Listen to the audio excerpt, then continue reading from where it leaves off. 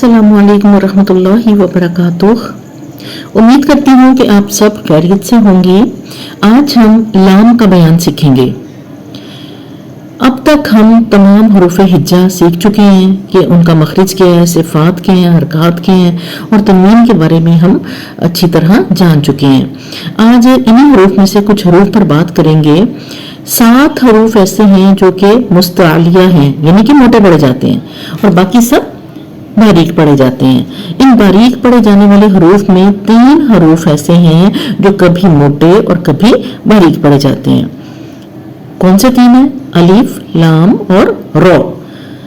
अलिफ जो होता है ना, वो अपने से पहले वाले हरफ के ताबे होता है, यानी अगर उससे पहले वाला हरफ मोटा पढ़ा जाता है तो अलिफ भी मोटा पढ़ा जाता है, और अगर अलिफ से पहले वाला हरफ बारीक पढ़ा जाए तो अलिफ को भी बारीक ही पढ़ा जाएगा। तो आज हम लाम को देखेंगे कि लाम कभी बारीक और कभी मोटा कैसे पढ़ा जाता है।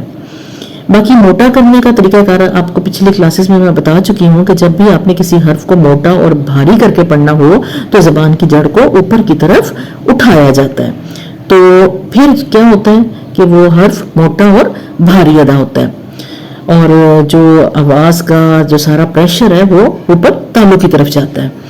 तो अब आज हम लाम के कायदे को सीखेंगे। अब लाम मोटा कब पढ़ा जाता है? वैसे तो लाम बारीक हर्फ है, लेकिन अल्लाह के नाम, अल्लाह का जो लाम है उसको मोटा और पुर तब किया जाता है जब उसके पिछले वाले हर्फ पर जबर या पेश हो।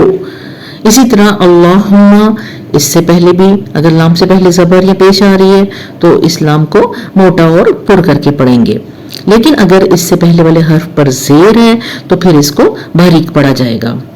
तो चलिए अब लाम के पुर और मोटा पढ़े जाने की कुछ मिसालें मैं आपके सामने पेश करूंगी। आप भी मेरे साथ साथ दोहराइए। बिस्मिल्लाहिर्रहमानिर्रहीम। अल्लाहु अल्लाहु तल्लाही तल्लाही मिनल्लाही मिनल्लाही रसूलुल्लाही रसूलुल्लाही ज़ालिकुमुल्लाहु ज़ालिकुमुल्लाहु खलक़ल्लाहु खलक़ल्लाहु अअबुदुल्लाह अअबुदुल्लाह हस्बियल्लाहु हस्बियल्लाहु क़ालुल्लाहुम्मा क़ालुल्लाहुम्मा सुब्हानकल्लाहुम्मा सुब्हानकल्लाहुम्मा। जी, तो ये थी लाम को मोटा और पुर पढ़े जाने की मिसालें। आपने देखा कि इन सब मिसालों में हमने लाम को मोटा और पुर पढ़ा। क्यों?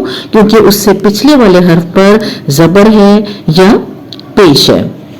तो इसी तरह आपने भी इन मिसालों को याद रखना है और लाम के इस कायदे को भी आपने अच्छी तरह समझना है और फिर इसकी मश्क भी करनी है। इंशाअल्लाह ताला अगली क्लास में दोबारा मुलाकात करेंगे। दुआ में याद रखिएगा। फी अमानिल्लाह।